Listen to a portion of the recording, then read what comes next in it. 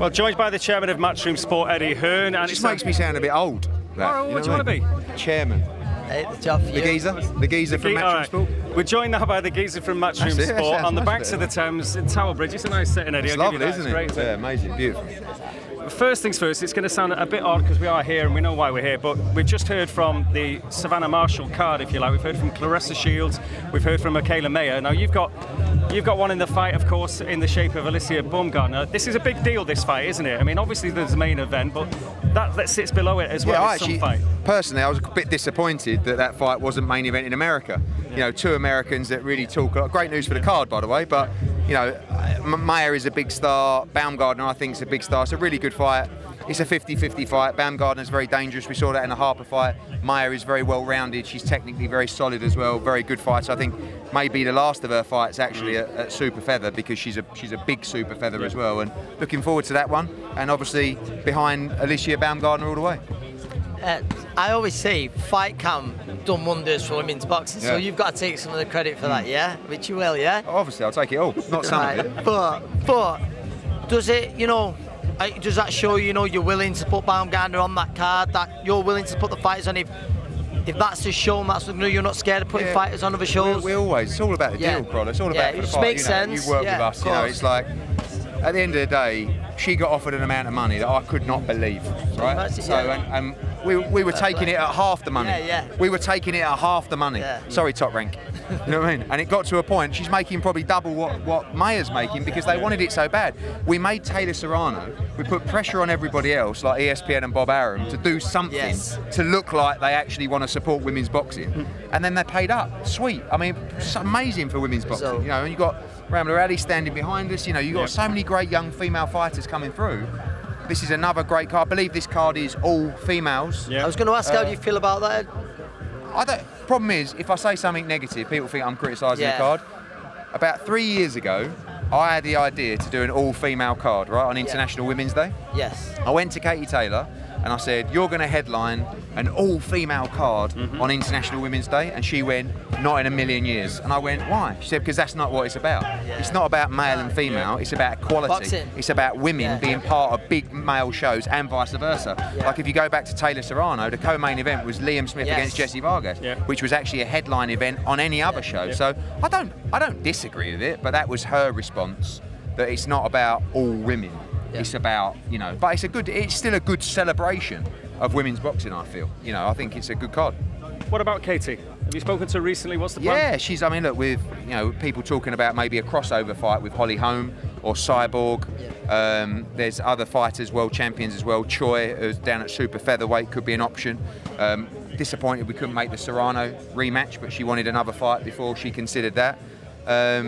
Just chilling out. And then you've got the other undisputed or about to be undisputed, Chantel Cameron, Jessica McCaskill. They actually could fight each other, which would be an absolute war, because they just come forward all night. But I do believe that Chantel Cameron and Jessica McCaskill are also potential opponents for Katie Taylor as well. Just to find out more on Katie before we just get to this now, is Croke Park still a real thing? Yeah, I think that has to be for the Serrano rematch, I feel. You got Cyborg, you got Holly Holm, these are huge fights, but I feel like they'll happen later on in the year. We were pushing for September for Croke Park with Serrano. Unfortunately, she didn't want that fight. So I think Croke Park will have to sit on ice for spring-summer of 2023. Absolutely, it's a must for me. 80,000 at Croke Park for the rematch. I mean, that was the disappointing thing about not being able to engage Serrano in those talks, but it is what it is, and we move on. Getting on to this weekend, main event, it's been well publicised. A lot of people thought Derek probably should have walked away after the Joseph Park fight. Derek being Derek, absolutely no chance. Do you believe, I'm not talking world titles, but do you believe for Derek to still be involved in big fights at this kind of level, he has to win? He does. The thing is, like when you lose a fight, generally you'll come back with an easier fight. So, but with Derek, I actually thought after the Parker fight, look, there's a lot of people saying you should walk away. Let's come back with a good win. Right? And he was like, it's a good win. He went, who's out there? Give me Konaki, give me Pulev, give me... But I feel a bit for Derek, because when you look at his losses, like Tyson Fury twice, Alexander Usyk, Vitaly Klitschko, got robbed against Helenius, lost to Joseph Parker, lost to Dillian White in two really close fights. And it's not like... The moment he starts deteriorating in the ring, the moment he starts looking bad in training, that's the moment that people around him will go, Derek, it's time for... people love Derek. in the game. Yes. There's a lot of people that would say to him, mate, you need to stop. But he's sparring well, he's training well, he's fit, he loves it. And the funny thing is I said to him, if you beat Kubrat Pulev, you'd probably fight Wilder or something like that, you know. And he's like, will I? But everything for Derek is just the fight. There's no plan. Yeah. You know what I mean? So I don't know what he's going to do, but I know he wants to win, and I know we're going to get a great fight. And the one thing with Derek Chisora is, you know, when he turns up, he'll give you everything. Absolute handful for anyone. Yeah. I'm sure it'd be useful for the camp for Anthony Joshua as well, knowing what he knows about Usyk and all the rest of it. I don't know if they were talking last week, but since last week, there's a bit of fallout about a few things that were said last week. Carl Froch talking about brain transplants for Anthony Joshua is one thing. I mean, you're mates with both of those two, aren't you? But funny kind of dynamic going on there, and there just seems to be that there's the odd naysayer with Josh now before we're even anywhere near it. It's just life, isn't it? I mean, you know, I think Canelo Alvarez gets it. We've seen that with Ryan Garcia and that sort of stuff. It's just, I don't know. I think that people talk about. I think Peter Fury. I listened to a few words from him the other day, where he's talking about it's not just, you don't just stick it on him. Yeah. Like, it's not as easy as that. It's like, but it's not like the man on the street, and probably me as well, would go, what you got to do is you got to cut off the ring, and then you just got to, it's like when you fought Lomachenko. It's not as easy just to, like they were saying to you, cut the ring off, walk him down, and like, you know, put pressure on him. It don't work like that. If you try and outbox him, that don't work either. So it's a very, very tricky assignment. And for me, even though I heard Johnny Nelson say that Usyk was average, I think he's pound for pound number one, or very close to. Very right? strong case for it, And then it's like, if you lose to him, you should retire.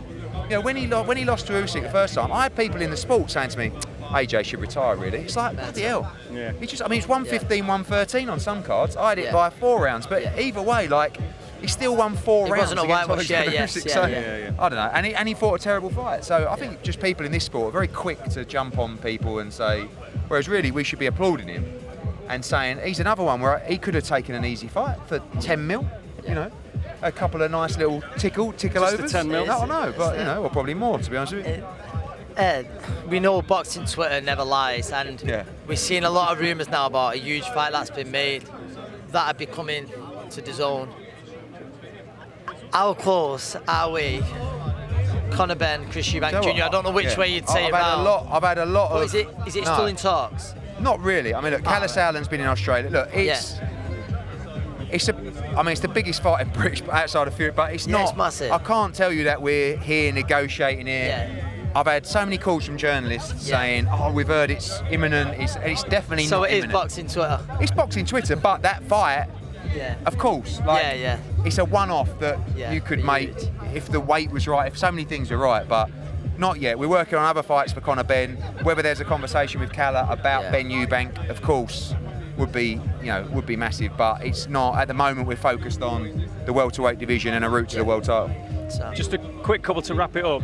We've seen Liam Smith has gone to Sky. Talk of OKOLIE. Yes. What's going on with that? I mean, obviously you've lost Liam, that's one thing. But I think, to be honest with you, I'm quite relaxed about losing our non-flagship guys. Like, I know you don't want to lose talent, but at the same time, the opportunities out there for the fighters at the moment. You know, Lawrence OKOLIE has one fight left with him. I've seen the proposal from Sky. It's to become the face of Sky Sports Boxing, and that's what it says on the proposal. I've seen the money. It's, you know, so you get to a point where, and you don't want to fall out with a fighter at the same time. Like, if you hold a fighter back from taking a life-changing opportunity, you know, it's never really what we've been about. So people like Liam Smith, who aren't top priority for us, yet can earn double the money on another platform, I could let him go and earn it for his family. You know, of course, away from Canelo and AJ and Golovkin and these sort of people, there's a lot of other fighters. We don't want to lose young talent. But at the end of the day, we know about the commercial draw of Lawrence OKOLIE, and we have a value for that draw. If someone else is prepared to pay 3 times more than that, who are we to stop that fighter making the opportunity? And at the moment, it's that competitive that is the way that the sport is going. So amazing time for the fighters. Just a very quick word about Jake Paul. Hassan Rahman, your co-promoter. He has been obviously for Taylor Serrano. It's a very clever fight from Jake Paul. Like, you know, because everyone goes, wow, Hassan Rahman's son. You know, like, he just lost. Tougher fight than Tommy Fury? Don't know. I mean, he just got knocked out by Tommy Morrison's son. Okay, Who's, you know, I don't want to, just in case I bump into him, don't want to say limited, but, you know. I think it's a very clever pick. Very clever pick. Yeah. And very finally, any news on the broadcast for Josh Usyk? No, not out. We're not involved with that process. Of course, look, AJ signed a long-term deal with DAZN outside of this specific fight because the Saudis own the rights to this fight. There's negotiations going on, and I guess they'll choose the one who pays the most, basically. Right, we look forward to finding out. As ever, the geezer from Matchroom Sport, Eddie Hearn, thanks very much indeed.